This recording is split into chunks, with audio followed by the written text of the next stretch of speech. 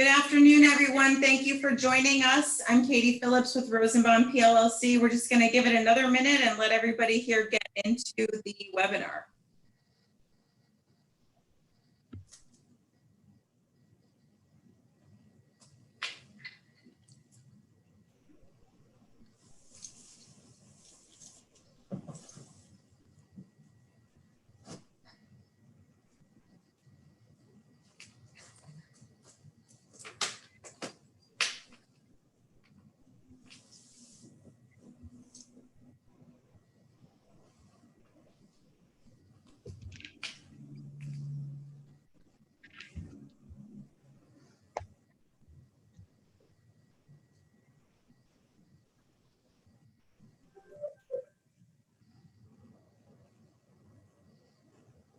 Okay, it's 2 o'clock, everyone. I am Katie Phillips with Rosenbaum PLLC. We do have people still joining us, so we're going to let them come in, but we're going to go ahead and just tell you a little bit about ourselves. I am Katie Phillips, as I said, with Rosenbaum PLLC. We are a full-service law firm with offices in West Palm Beach and Stewart, and I'm going to be here assisting Steve Brayton today, who's going to be speaking to you about annual meetings and electronic voting and all kinds of fun stuff, as well as Ben Zelikovitz from GetQuorum, which is an electronic voting company, and he'll tell you a little bit more about yourself. And Mr. Robert Tauber Jr., who is a vice president with Vesta Property Services. And joining us also is Angie Carroll with Carroll Associations, and she will be helping to moderate through your questions once we get through the class. So I'm going to turn it over to Steve to introduce himself, and then we can go from there. Excellent. Thank you, Katie. Good afternoon, everyone. My name is Steve Brayton. I am a shareholder with Rosenbaum PLLC. I oversee the association practice group here at the firm. I've been practicing law in Florida for over 26 years, and we hope to have a exciting and informative seminar for you today. I'm very pleased to have our guests as well, Robert and Ben, and I think you're going to be very interested to hear what they have to say today as well. So I'll let them introduce themselves. Ben? Hi, everyone. My name is Ben Zelikovitz. Katie, great job on the pronunciation. Thank you very much. I'm one of the founders of GetQuorum, and what we do is electronic voting, electronic proxies, and virtual owner meetings in a compliant way with Florida statutes. And it's a pleasure to be here, and I'll hopefully be able to answer some of your questions on electronic voting. Thank you. Robert? Good afternoon, everybody. My name is Robert Tauber. Thank you so much for attending this educational webinar today. I am, as was mentioned, the Regional Vice President for Southern Operations for Vesta Property Services, covering the Southeast Coast from Melbourne Beach down to Miami and the Southwest Coast from Naples up to Fort Myers. So for any of our board members in those areas, thank you very much for attending. I'm very happy that you are choosing to take part in these webinars that we're hosting, and if there's any of you that are joining as guests and are not clients of ours, thank you very much for joining, and hopefully we'll be talking in the near future, maybe even after this webinar. Great. Thank you so much. So we're going to go ahead and get started with the class. If you have any questions, please type them in the chat box, which should be located on the bar of your controls. You all are all muted and you will not be able to unmute yourself. So please utilize that chat if you have questions. We're asking everyone to please hold their questions towards the end unless they're relevant to particularly exactly what Steve is talking about throughout the class, because I know this is a hot topic and everyone has a lot of questions. So if you can hold those questions till the end, we will get through as many as we can. And once we finish the actual class, we're going to have a discussion with our experts that are here today. So thanks for joining us. We're going to go ahead and get started. Steve's going to share his screen. Okay. I need that function restored, please. I didn't. Okay. No? No. Okay, 1 second.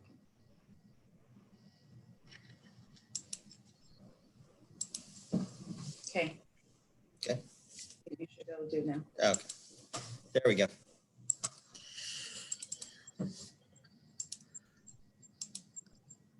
Okay.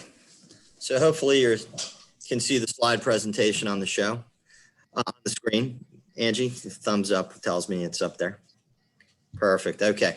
So we're going to walk through our presentation on how to conduct an annual meeting during COVID-19. I think that's the most prevalent issues that community associations have been facing since the pandemic.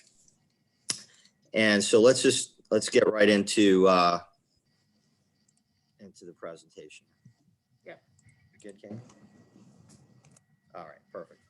So, we all know one of the most difficult challenges that our community associations have faced is, grappling with conducting meetings after the COVID-19 outbreak, including how to conduct annual meetings safely. So that's going to be one of the things we talk about today.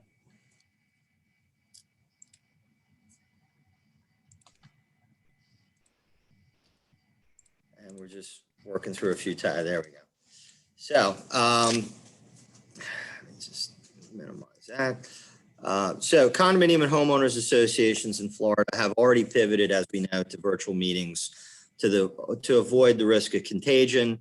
But, as we found out, these types of meetings are easier to conduct when you're holding board meetings versus members meetings. And in particular, your annual meeting where you're going to be conducting an election of your directors to the board. Okay.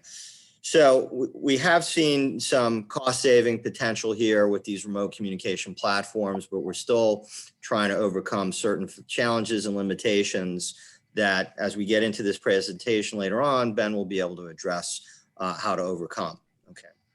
But just to give a brief overview as how we got here, a little humor in a very, challenging times. We had, the declaration of emergency, and we had the Department of Business and Professional Regulation more focused on whether or not associations had emergency powers rather than focused on, how our association is going to conduct their meetings during these challenging times. So naturally, community boards turned to their learned legal counsel for the answer because, after all, the lawyers know everything, or at least they think they do. But surprisingly, the lawyers, didn't have all the answers. We did all agree that community boards needed to implement, virtual platforms to conduct business.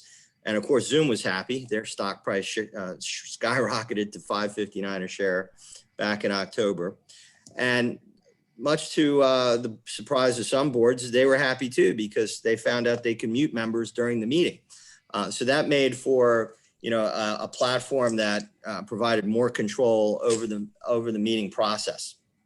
But before the mute button could be hit on certain members, of course, we got to ask the question, when are we going to hold the annual meeting, right? Because a lot of our communities postponed holding their annual meetings right when the pandemic started. And a lot of communities either, rescheduled them later on once they pivoted to those virtual platforms, or they postponed them indefinitely in some cases in 2020, are now only first holding them in 2021. So basically, we had to figure out how are we going to conduct annual meetings during COVID-19. And naturally, again, community boards across Florida called on their lawyers. And of course, the lawyers were happy, right? Because that's how we make our living. We get to bill hours. But this time, the boards got some answers, but not necessarily ones that they wanted to hear. Yes, associations had to hold an annual meeting. And the question became, well, why? How are we going to do that safely if we can't conduct an annual meeting in person? That was, of course, the hurdle. And lawyers came back and said, well, there's this little known statute called Section 617-07213. Well, what the heck is that? I thought we were governed by Chapter 718, 719 if you're a cooperative, and 720 if you're a homeowners association. Well, whether you're a condo, cooperative, or homeowners association, all of your associations are governed by and incorporated under 617, which is Florida's Not-for-Profit Corporation Act. And that act had a little known statute that authorized board of directors to allow members to participate in members meetings by remote communication. so long as the board implemented certain measures to identify their membership in a reasonably reliable manner. So, of course, that meant that boards had to turn to virtual platforms to conduct their annual meetings, such as Zoom or GoToMeeting or the like. Okay. The problem with these platforms, however, is they don't necessarily allow members to vote through the platform. Okay. And as some of you may know, 718 and 719 and 720 have very specific electronic voting statutes, and the platforms that you use to electronically vote aren't necessarily integrated with your virtual platforms that you've been using to conduct your meetings. And so that became the challenge. Now, if you're a condominium association, it was a little easier for you to hold your annual meetings if you did them in 2020, or if you're about to do them. And the reason for that is because the Condominium Act provides for a very specific election process. I call it the 60-40-35-14 rule. And that is, the statute says we have to put out our first notice of annual meeting at least 60 days prior to the date we're going to hold that meeting. Candidates have a set deadline to submit their notices of intent to run for the board. They have a set deadline to provide their information sheet that goes out with the second notice. And then there's a specific deadline to send out that second notice with the secret ballot material and the ballot form. Okay. And what many of our clients have done to work around the limitations of the basic platforms and not being able to hold meetings in person is to require folks to just submit a proxy. Well, you can't be there in person, but you can send in a proxy to establish a quorum.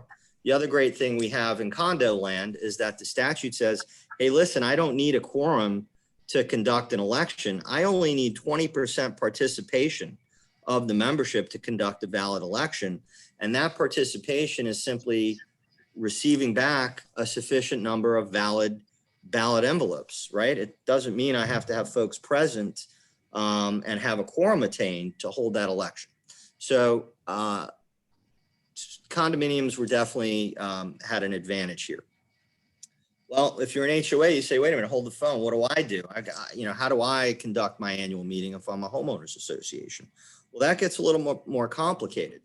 And the reason why is because not HOA, all HOAs aren't equal when it comes to the election process. It's very much driven by the association's governing documents, okay? And although the statute does regulate it to some point, 720 is very specific that the election process has to be conducted in accordance with the governing documents. And that's 720-306-9, okay, which you have up on your screen now.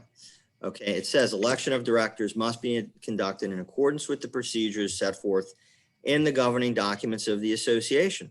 Well, as legal practitioners, what we found when we went to our homeowners association bylaws, in some cases, we found no election procedure. In some cases, we found a very limited election process described. In some cases, we had homeowners associations that were forward thinking and adopted the condominium election process, which made it made it a lot simpler to advise our clients. But if you're a homeowners association that doesn't have an advanced nomination process the way condominiums do, then you have this problem that the statute requires you to allow candidates to nominate themselves from the floor of the annual meeting. Well, what floor? We're not having an in-person meeting. How do I do that?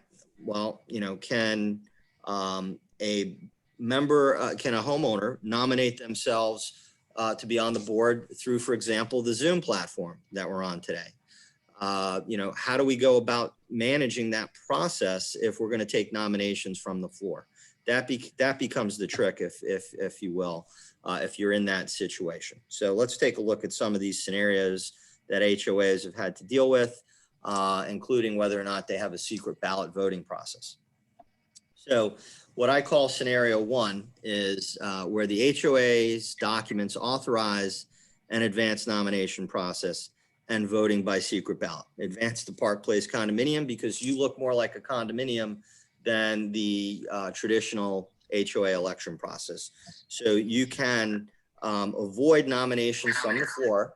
The statute specifically allows you to dispense with nominations from the floor when you have an advanced nomination process. And if we have a secret written ballot vote, again, we don't need we still need to achieve that quorum, but we don't need people to show up in person to vote. Okay. Now, for HOAs, the statute says that if your documents don't provide for a percentage quorum, or if the quorum requirement is greater than 30%, 30% is all you need to achieve a quorum. If your documents provide for a lower threshold, such as I've seen anywhere from 25 to as low as 10% in the larger communities, then you go with that lower amount. But 30% is the maximum threshold for a quorum and a homeowners association under Florida law. Okay. Now, so looking back here, if the 720-306-8 says that if your documents permit secret ballot voting, then you're going to use the same inner and outer envelope process that condominiums use. You'll have a smaller envelope for secret ballots, and you'll have a larger envelope for that secret ballot envelope to go in. And that outer envelope will bear the identifying information of the member or the authorized voting representative. And then you would authenticate those envelopes on the day of the annual meeting. Okay. Just out of curiosity, Robert, have you had to do any of these types of elections for HOAs, and what have you seen in your experience? The most common change that we've seen is HOAs that have adopted the condominium statute when it comes to elections, where they've gone and said, we're going to do the 60-day notice now, and forego the whole nominating from the floor. I think it's a much easier process for the management company as well, because everything is exactly like you said. You got those deadlines, it's cut and dry, and you don't have to worry about that at the day of the meeting. Excellent. All right. So let's, oh God, you got to give me screen sharing again. Sorry.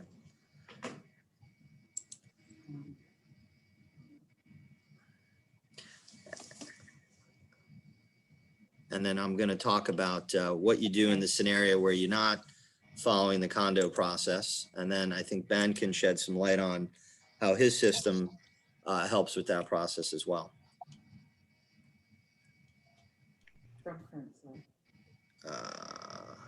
Okay, there we go.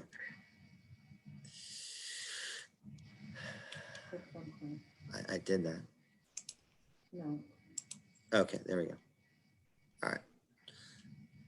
All right. So if you're not an HOA that follows the condominium election process, as Robert was talking about, then we go to what I call scenario 2, or what I've dubbed the Brayton 2-step. And that is if your documents do not have an advanced nomination process, but they permit or require members to vote for directors by a secret ballot, how are you going to make those two things work? And basically what we've come up with, based on the limitations that we've seen with the virtual platforms our clients have subscribed to, is one, you send out your initial notice of the annual meeting. You indicate that at the annual meeting, we're going to take nominations from the virtual floor. And then once you know what your slate of candidates, who your slate of candidates are, we adjourn the annual meeting. Of course, this is assuming that you have a quorum. Obviously, if you can't establish a quorum through proxies, then we can't conduct the annual meeting, and the existing members of the board would roll over for another term or until the next annual meeting, depending on whether you have a multi-year term board and what your documents say. Okay. But assuming we get that quorum, we hit that 30% threshold or whatever that lower threshold may be, and I need to take those nominations, we're going to hold that annual meeting on the dates stated in the notice. We're going to take our nominations, and then we know who our candidates are so we can create that ballot. And then we're going to adjourn temporarily in order for the association to mail out that ballot to its membership and give them enough time to send them back to the association so we can reconvene and count those ballots. Okay. So, you know, one of the things that allows this to take place is your proxies, which established your quorum, are good for 90 days. So if your community achieved a quorum at the initial virtual meeting, you know, unless somebody decides to revoke their proxy, they're going to be counted towards the quorum for the continued meeting, and we'll be able to go forward. Now, one of the challenges with the platforms that we've seen in action, including Zoom and GoToMeeting, is it gets very complicated for our community associations and our managers to create a pre-registration process so that you can identify your membership on the platform and count people present towards the quorum on the platform. Because as many folks have seen during these meetings, you know, you don't necessarily see the owner's full name on the screen. It could just say, you know, Jenny's iPad.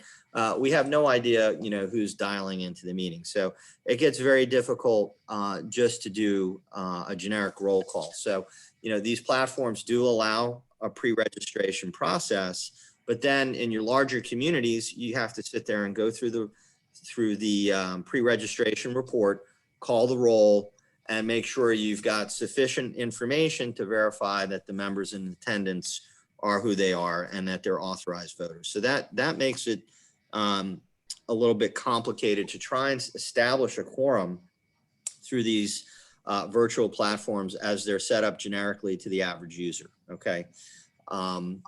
You know, once you've got the ballots returned, we can solicit our inspectors of elections, validate the ballots, and count them. Okay. But it gets, you know, again, difficult to manage these platforms the way they're designed and still comply, you know, with the electronic voting statutes. Because bear in mind, you know, a generic Zoom platform or GoToMeeting or one of these other platforms like Microsoft Teams, you cannot accept votes through that portal the way they're generically designed because they're not statutory compliant. So Ben, maybe you could take us through a little bit about how you're different and what you've been able to come up with that perhaps makes the Brayton two-step antiquated already. Thanks, Stephen. I would echo your sentiments that generally speaking, in the instance that you're outlining where a HOA must allow for nominations from the floor, most off-the-shelf webinar products, be it Zoom, GoToMeeting, Microsoft Teams, are wholly insufficient for a variety of reasons. So the solution that we use at GetQuorum is we actually have integrated with Zoom. To our knowledge, we're the only platform, voting specific platform in North America that is integrated with Zoom. And what that allows us to do is to control the voting environment from beginning to end. So your management companies typically provide us with the email addresses for all of the owners. Each owner is emailed a unique registration link. And when it comes to the actual meeting itself, GetQuorum software is integrated with and is speaking in real time with Zoom. So per Stephen's comment, yes, there are now 100 people, or maybe there are 1,000 owners that are now present at this meeting. What GetQuorum can tell you is how many of these people have already submitted a proxy. How many of these people have not proxied at all? How many eligible voters do you have? Do you have quorum? And all of these calculations are done instantly. So the registration process is immediate. This also allows us to accommodate for nominations from the floor. We've got a full proxy weighting system that allows for shareholders that if the board president has been given a certain number of proxies heading into this meeting, if there's a nomination from the floor, that board president has the full flexibility, as do all other owners present, to pick and choose from candidates that have been either nominated beforehand or those that have been nominated solely from the floor. So in this way, we control the environment. We understand exactly which owners are present, whether or not those owners are eligible to cast ballots at this meeting. And we are able to then account for all of the proxies that have been given to various proxy holders and ensure that their votes submitted in real time during the meeting are properly accounted for. Hopefully, Stephen, that answers your question. No, it does. That's fantastic. And what I'm going to show folks on the webinar is why this is important. Because, you know, Florida has a very specific electronic voting statute that associations have to comply with. And if they don't have a compliant platform, statutory compliant platform, then they're opening themselves up to election challenges, right? And I'm sure we've seen plenty of contention, at least in my practice over the last 12 months, we've seen a lot of contention and increase so because of the pandemic. So, from our perspective, we see this as, we try to turn negatives into positives, right? So this presents a great opportunity for communities to implement electronic voting for both condominiums, cooperatives, and HOAs, okay? And what's very important about whatever platform you do select is that it is compliant with the statute. So what does that mean? Well, it means that your voting platform has to be able to authenticate the unit owner's identity to the online voting system. Again, it has to maintain secrecy and integrity of each ballot. Now, if your association, if you're a homeowners association and it doesn't require secret ballot voting and it authorizes proxy voting, again, that's where I think Ben's system solves a problem that some of these other vendors may or may not be able to address, because we've run into those issues with clients where they say, well, wait a minute, we allow proxy voting. So, and prior to the pandemic, in a homeowners association with proxy voting, somebody could go around the neighborhood, collect a bunch of proxies, show up at the meeting in person, request as many ballots as valid proxies as that person holds, and essentially vote however many times as that person has proxies. So that doesn't work in most cases that I've seen with electronic voting platforms, even pre-pandemic. But the good news about implementing an electronic voting platform, or authorizing it, is you no longer have to amend your documents. It used to be when the legislature first integrated electronic voting into the condo, co-op, and HOA statutes, that you had to amend your bylaws to authorize this type of voting. They eliminated that. So now all it requires is for the board to adopt a resolution to authorize electronic voting, and it has to provide that the members must consent in writing to online voting, and also give the members the opportunity to opt out of online voting in the future after they've opted in, because perhaps they just don't like it. They've opted in, they tried it, they didn't like it, they want out. So we have to give members that opportunity to both go in and out of the electronic voting system. And when you do implement this resolution, you have to give the members of your community 14 days notice by mail, as well as it has to be posted conspicuously either on the condominium or HOA property, wherever you typically post your notices. So it's 14 days mailed notice as well as 14 days posted notice. And you need an affidavit from whoever is coordinating your mailer and posting to sign an affidavit saying that they did same, in order to prove that you've complied with the requirements of the statute. And that can be, easily coordinated with legal counsel. We do this all the time for our clients: the resolution, the consent form, the revocation form, as well as the affidavit of compliance.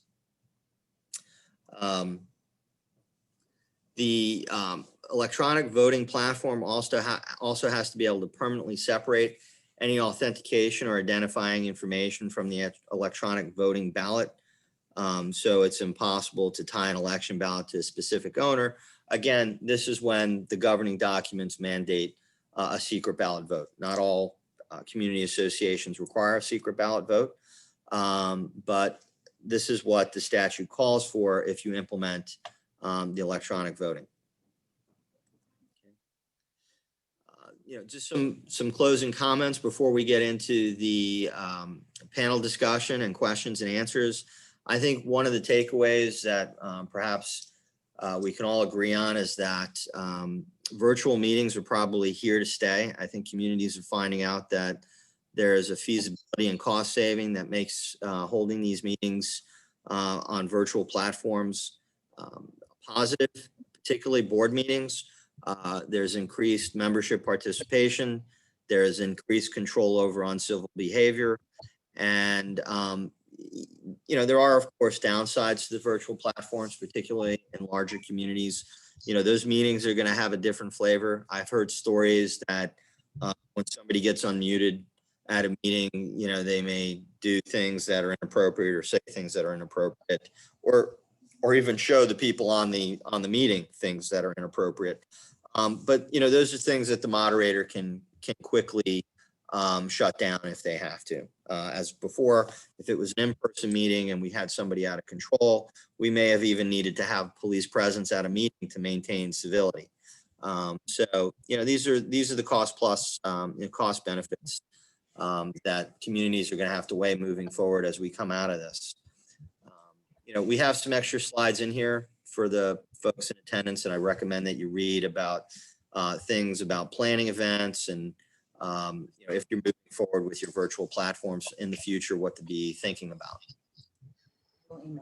And we're going to email that out to everybody who registered for the webinar today. So with that, I think we can go to our Q&A. So Angie, if you've been getting questions, or if you'd like to Well, coming in. I think we need to give everybody a moment to let their fingers start working. Sure. I don't have any questions yet. However, just to get the conversation started. Right. Robert, let's go back to you. Could you walk us through how you've helped support and maneuver your associations thus far through annual meetings, concerns about spatial separation, physical gatherings, things like that? Sure. We've utilized a lot of different platforms actually at Vesta, especially in the Southeast where I currently work out of, and that's the Boca del Rey area. And a lot of it depends on obviously the association, whether it's a condo or an HOA, as Stephen was mentioning earlier, and the different requirements, as well as the varying sizes of those associations. So we have utilized the platform where we can push that meeting off a little bit or adjourn that meeting while we collect those ballots. We've done it where we've used the association conference room to then bring in those inspector of elections, a couple of board members and the attorney, and we put the whole meeting up on Zoom on a big screen in the conference room and let everybody else log in and watch the opening of the ballots and the counting of the ballots to see who's won that election.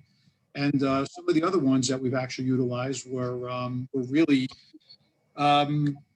things that related to necessity being the mother of invention. We've had some association small condos with maybe 40 units or 42 units. Sure. They have a parking lot and they don't want to do electronic and they don't want to do Zoom. So we've come up and we have a good Cam in the office who's come up with a great platform where they've utilized parking spaces in their parking lot and asked everybody to move their cars out of their spaces or into different areas. Every parking space is 9 feet wide by 18 feet deep. So you can pretty much get 3 people to a parking space and still socially distance, have people wear a mask. And we've even had the Cam could use a bullhorn or an amplifier with a speaker, Wow. any kind of different, things to broadcast his voice and count those ballots and bring people into the center of the parking lot and utilize that. So That's great. So I guess we should categorize that as Corona creative. In the world of annual meetings, right? Okay, so we do have a question. Thank you so much, Robert. We do have a question that just came in from Andrea. Andrea's question is regarding HOA election campaigns. Is there anything that's not acceptable? And I'll tell you what, why don't we turn that over to Steve, and Steve, you can rebound it off the other guys. Sure. So as far as election campaigns, I'm not, when they say is anything not acceptable. Well, one of the things that, based on the question, I'm assuming the direction this is headed is what can a candidate say and not say during a campaign, or what should the association say or not say during a campaign? It's the Condominium Act states that a condominium association should not endorse a candidate or slate of candidates running for the board The HOA Act doesn't have a similar express provision, but I believe that that same rule applies. The association as an entity should stay out of the election process. If there are members of the board who are not up for election and fellow board members are running, or other candidates that they believe would be a good fit for their board, I don't think the non-running members should take a position on that as an association. And it's difficult to separate yourself when you're trying to talk in your capacity as an owner versus a board member during election cycles. So I think it's best to stay out of that. Depending on what when it comes to, like, for example, statements contained in an information sheet, if your documents authorize as an HOA candidates to submit an information sheet, the statute provides the association with immunity in terms of the content of that information sheet. We often get asked questions about, do we have to publish that information sheet if there's statements in there that may be defamatory?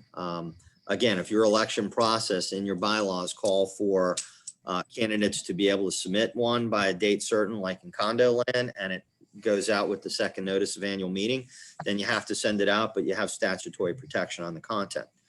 Okay. So I believe that does answer her question. Thank you very much. To our next question, I think both Ben and Steve, you guys can answer this. It's talking about the opt-in. Is there specific wording in the opt-in and opt-out electronic voting form that owners need to sign? Well, I don't. The statute doesn't provide any specific form to use. As lawyers, we've created these forms, and basically, the form generally says that the owner is consenting to electronic voting. We can also include as part of that form the owner consenting to receiving notices by electronic mail, by email. I'm not sure that those two are tied together. Ben and I had an offline discussion about that the other day, because once you consent to receiving notices from the association electronically, your email becomes part of the official records of the association, and some folks don't like that. On the other hand, when you consent to electronic voting and you have to provide your email address to the vendor, I don't think that means your email is now open as fair game as part of the official records of the association. But we have created manual forms for this opt-in, opt-out process, and I'll let Ben address how he handles it on his platform. Thanks, Stephen.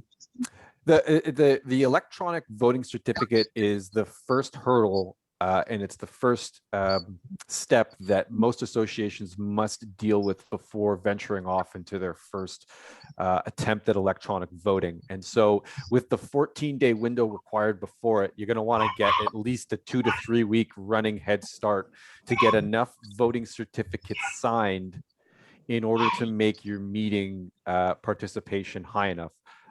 The solution that GetQuorum uses, we have a 2-click process. You click once in your email, you click once on our voting certificate. Our voting certificate was written by a Florida condo and HOA lawyer. Per Stephen's comment, the certificate that we use includes both consent to participate in electronic voting and also opt in to receive electronic communications in an ongoing manner. And that form is valid in perpetuity until it is revoked. Now, we're open to revisions to certificates that are limited in scope only to voting or to notice for that particular meeting. But that is how we handle it, is we automate it. You don't want to send your board or your property manager banging on doors to get these voting certificates. That would be onerous.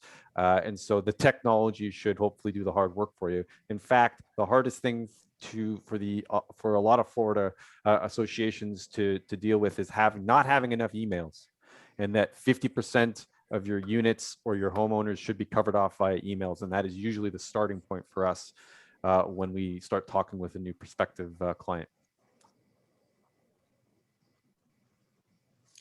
Hey, just got to unmute herself.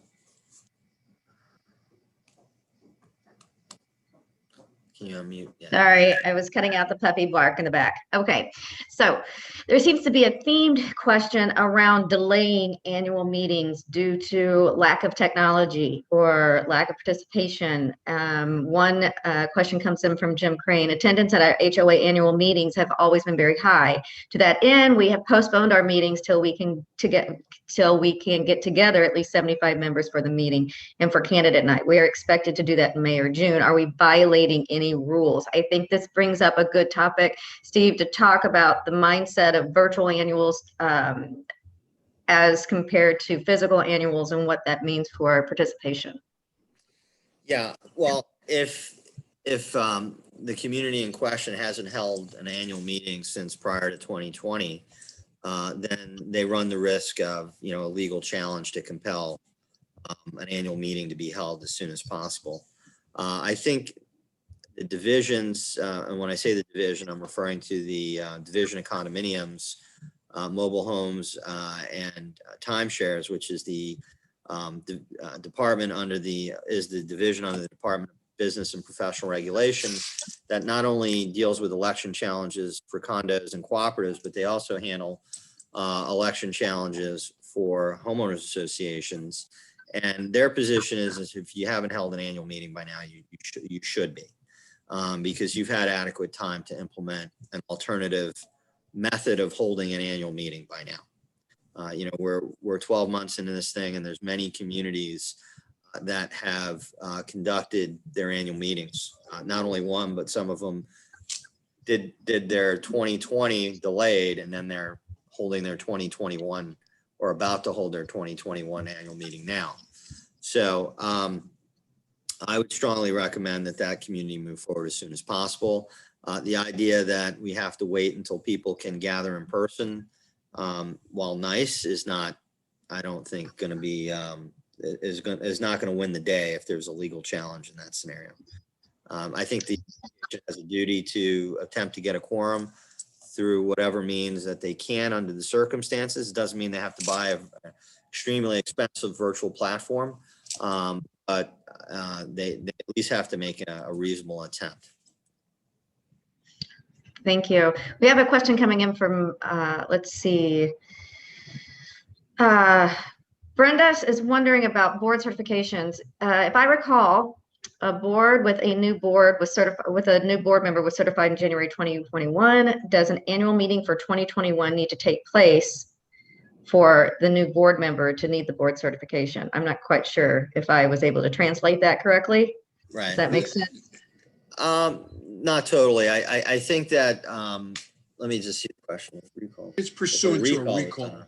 On a board. Yeah. Oh, you're Okay. familiar. Okay. I'm looking at the question. If the recall was done on a board and the new board was certified, does an annual meeting for 2021 need to take place as there's a new board in it? Yeah, I'm not sure. That's a very fact specific question. I'm not sure. Okay. If the new board was just seated, sounds like they wouldn't have to, but I would certainly contact your association counsel in that scenario and confirm that, because I'm sure your association's counsel was involved in the recall process. So. Wonderful. Thank you. Okay, let's jump over to a comfort level question concerning virtual electronic voting. I have a question in from Carol. She's asking, with a husband and a wife that both have mail registered with the association, what if one spouse opts in for electronic voting but the other spouse does not? Which one prevails?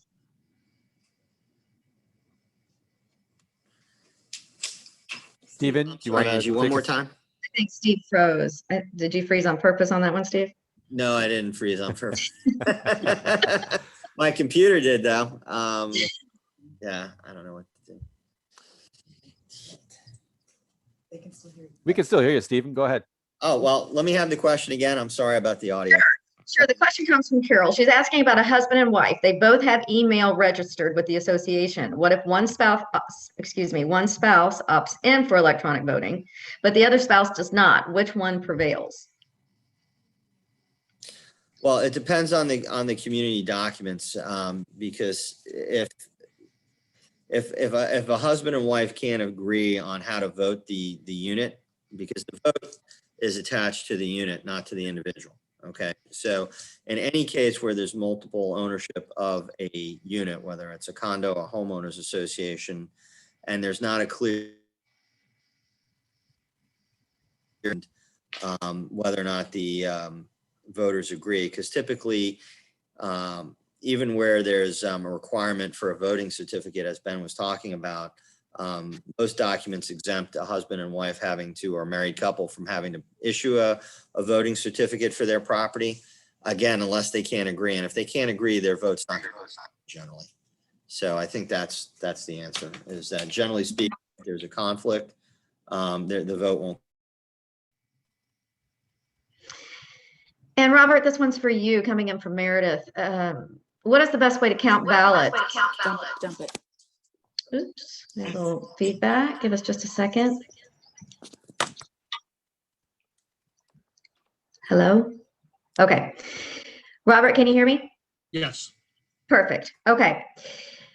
What is the best way to count ballots at a condo's annual meeting that is 109%, not just 100%, 109% against Zoom, where they have not opted in for electronic voting? So what do you think is the best practice for counting? I think the best practice is pretty much exactly what we were discussed earlier, what Steve had mentioned, that we would choose inspector of elections and try and hold that, at least those few people in one room where they can put the rest of the meeting on Zoom, have everybody look at the screen and watch the inspector of elections with management and council count those ballots, so that so safety is met, obviously, and the precautions are taken, so everybody doesn't have Okay. to at the same time. I know, Meredith, that's a typo. It's 100%. It's okay. I thought it was a statement. Okay. With that said, how about let's go over to Steve and Ben again. Does the board have to use separate requests to owners to allow contact by email and or phone, separate from what the HOA management has already done? Actually, Robert, this includes you as well. Yes. So, yeah, that the question's a little confusing. If management has provided members a form to consent to receiving notices by email, then that's done on behalf of the association as their authorized representative. If we're talking about management has just, through the course of managing the community over time, collected emails from members because the manager's receiving email communications from members as part of their duties, and they've compiled a list of emails, that's not the same thing as giving express written consent to receiving notices and other written materials from the association by electronic mail. And that does sometimes get a little confusing for the board and management. So, Robert, how do you guys typically handle that scenario? Yeah, it's exactly like you said, Stephen. It's a typical practice of management to obviously get emails on a regular basis from homeowners, board members, condominium association members, and they're utilized for maybe your daily communications back and forth, or answer questions, etc. But there is definitely a separate form, even as Ben had mentioned, and if they were going to do electronic voting, there's a form that they have to sign to accept that they're going to do electronic voting or accept electronic statements, etc. Ben, I think it's a great opportunity for you to educate our attendees on the necessity of emails versus the opportunity to utilize a call-in, but what the difference is on their functionality. Well, it's a good question, Angie. I think on our platform, because the way that we operate with respect to, we use Zoom, other platforms may use other video conferencing. And so when we do our voting is done on our platform, and Zoom is simply providing the audio and the visual. So dialing in allows you to listen along, and then you are cued as to when to head off into your email to get your ballot. So you have full participation in that model.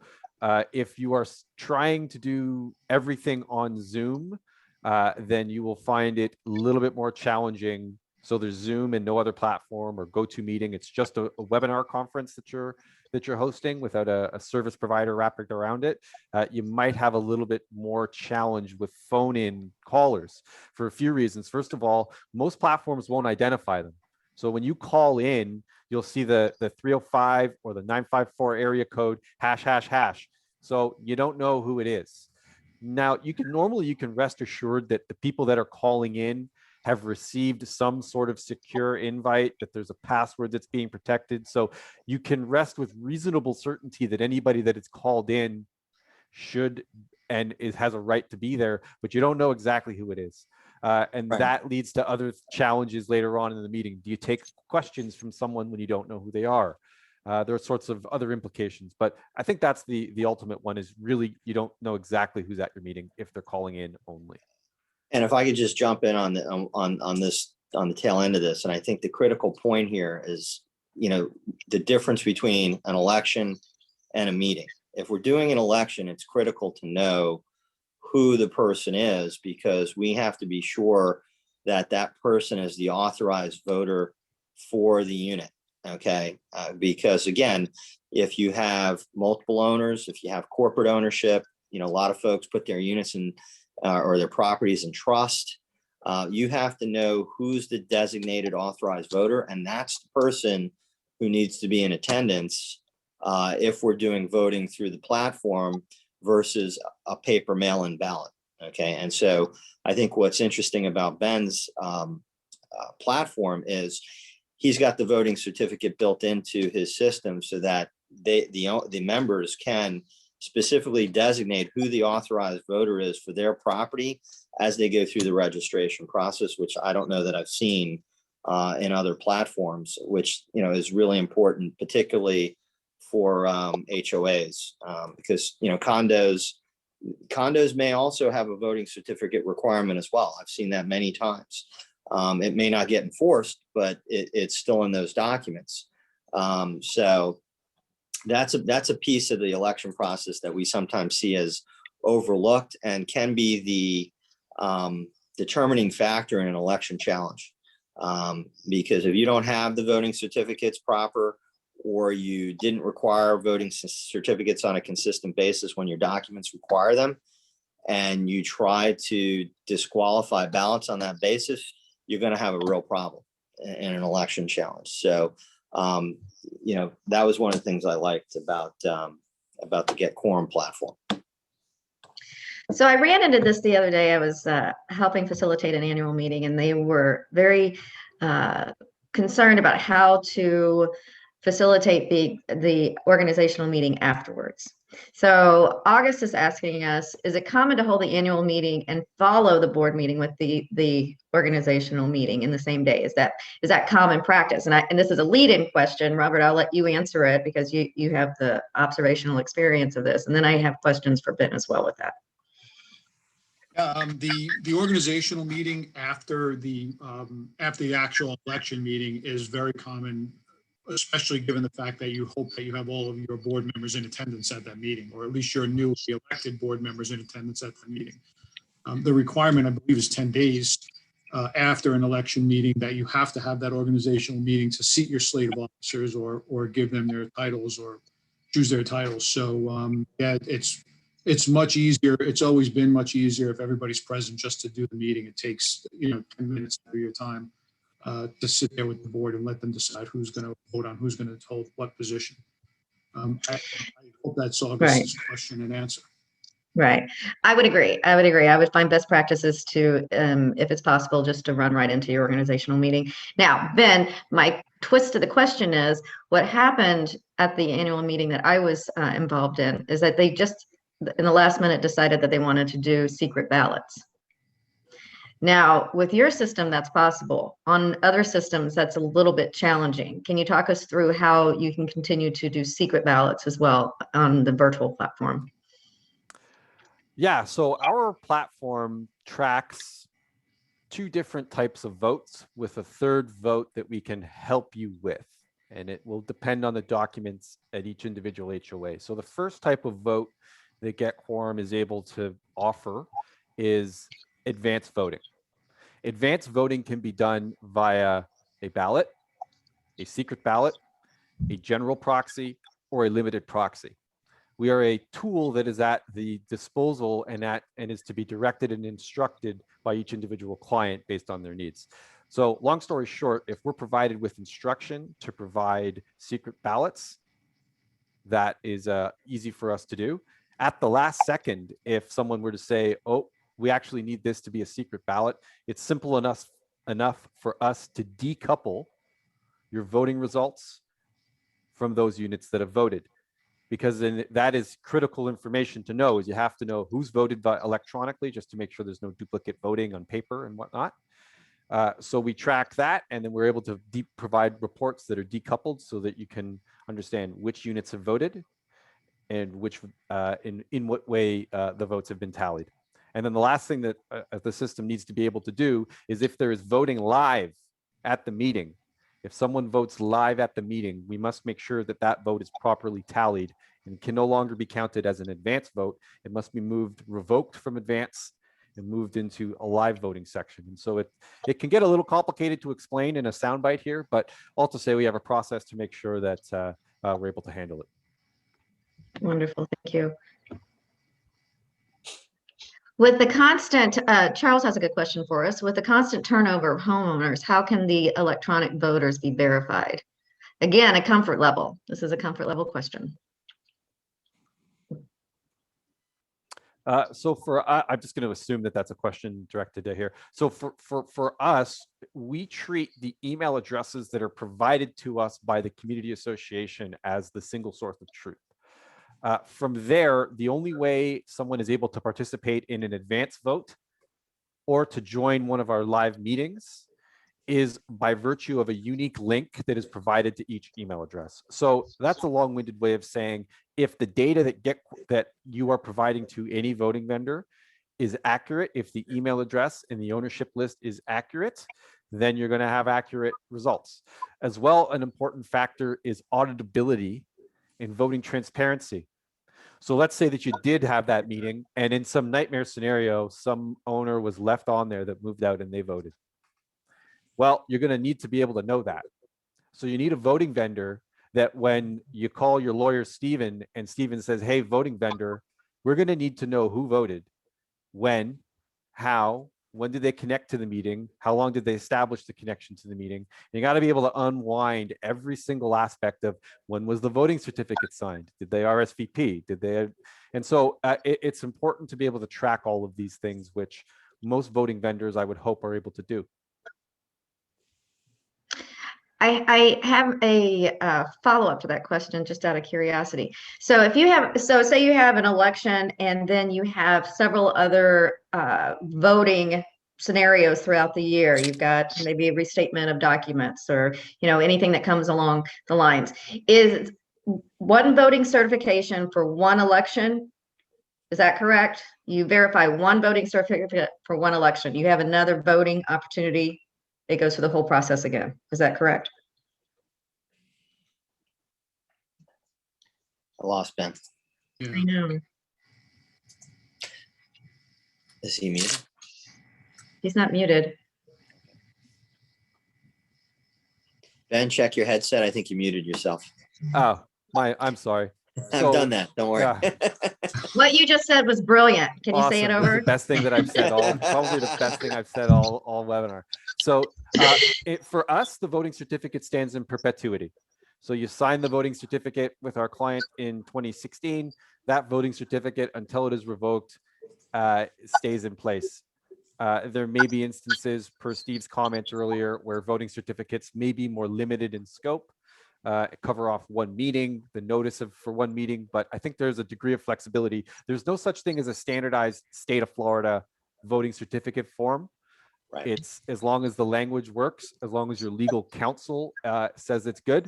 From our perspective, you're covered. Right. And just so we're clear, there's a difference between the voting certificate form that's signed by the owners of the unit designating who's the authorized voter, and then opting into, and then the form that you sign to opt into electronic voting. Those aren't the same things. And I agree with Ben that the voting certificate form, which is the form you use to designate who can lawfully tender the vote for the property, is something that until revoked or the property ownership changes is good, you know, for in perpetuity, to use Ben's words. Ben, can Thank you, guys. Angie, can I just piggyback on that whole topic 1 second? Absolutely. Please go ahead. A question to Ben, just because I just want to clarify for some of the homeowners, and maybe this was a little bit more to the point, at least for me, is how does, once you get a homeowners association or a condominium association for that matter into your platform, how do, and you say it's in perpetuity, how do you communicate back and forth with the association or the management company in terms of what owners may have sold and changed hands or have changed between the last vote and the next vote? We would look for a data refresh on each subsequent vote where the management company would highlight for us, here are 10 units that have changed since, you know, so you've done your board election this month, and in 6 months, you're going to do a vote on your reserve funds. So when comes time for the reserve fund vote, we would certainly be requesting from management the updated list, and that could come out of Tops or Yardi or whatever back-end system that you would be, whatever source of truth you use, that is to be provided to us, and that's what we use to make sure that we're as up to date as you are. Thank you. That's wonderful. Well, I'll tell you what, guys, you have certainly presented quite a bit of information. We do not have any current questions in the queue. I can always come up with a few. Ben, Steve, let me ask you this. Sure. Again, we're going over, you know, different technical aspects, but really it comes down to the psychology, which is just a comfort level of this is a completely new, basically, relatively speaking, a new process that people have to wrap their head around. So here in Florida, South Florida in particularly, where is the meeting of the minds on what you've observed and the support, the legal support of moving forward with a platform like this? What are people going to hear? Yeah, I think what you're going to see, what I would expect to see come out of Tallahassee in terms of legislative action is changes in the law that are going to mandate associations to have some type of backup system in place or have a virtual system in place to conduct an annual meeting or to conduct board meetings under the circumstances that we found ourselves in during the pandemic.